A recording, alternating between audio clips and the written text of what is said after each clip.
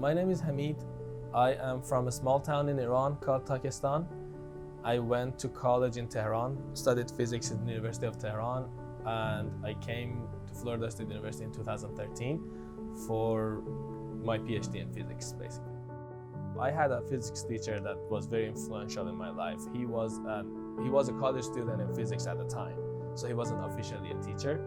And he made physics so interesting for us that I never even doubted that I want to study physics from high school. So I was interested from the get-go. I wanted to study physics at first because I loved astronomy. And after high school, I went to study physics in University of Tehran. I wanted to do astronomy, and then I realized I like the amateur part of astronomy, the beauty of the universe, more than the actual astronomy itself.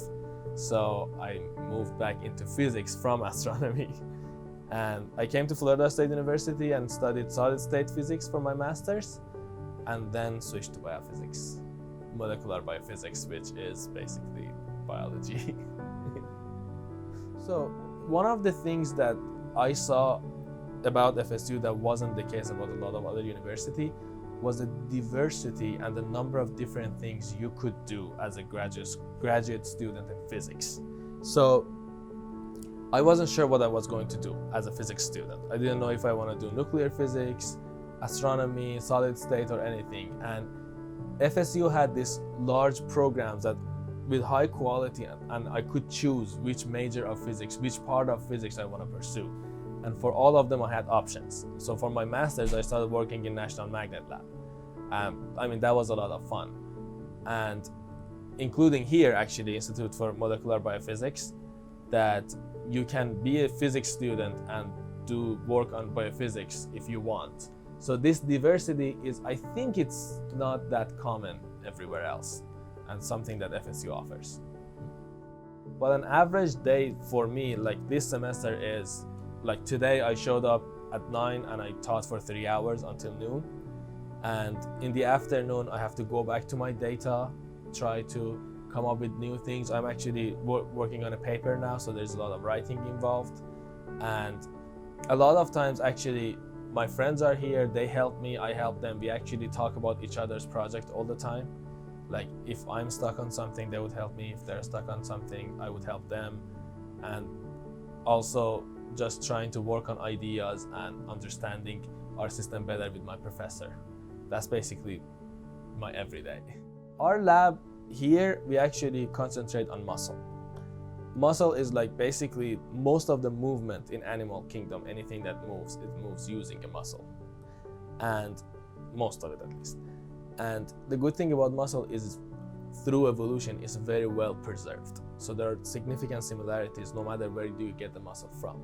So we have these bugs called Lithosaurus indicus, the water bugs, and we work on their flight muscle because it can sustain the isolation process that we put on it. Basically, we take it, isolate it, put it under the microscope and take a lot of images and get a 3D structure of it.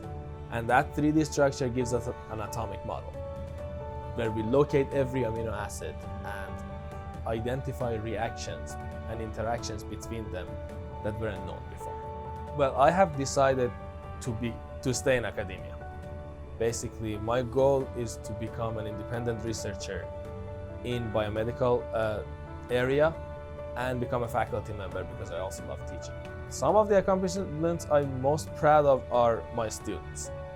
So I have always been trying to be a very helpful TA and try to help my students because a lot of my students hate physics and only take it because they have to.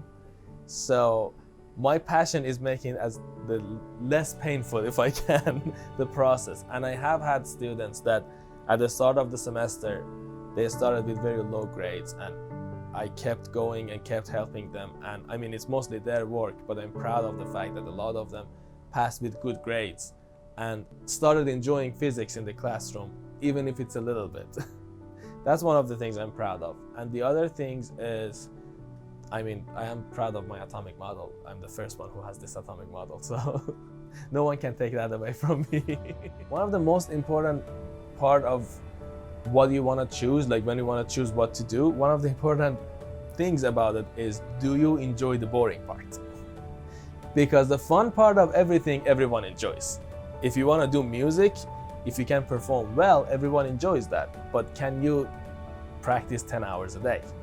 That's the most important part, I think. And about science for me is I enjoy every part of it, even the boring and slow part of it. So it was always an easy choice for me. I always loved doing every part of it. The exciting part that you suddenly see something that nobody has seen before, that's the best part.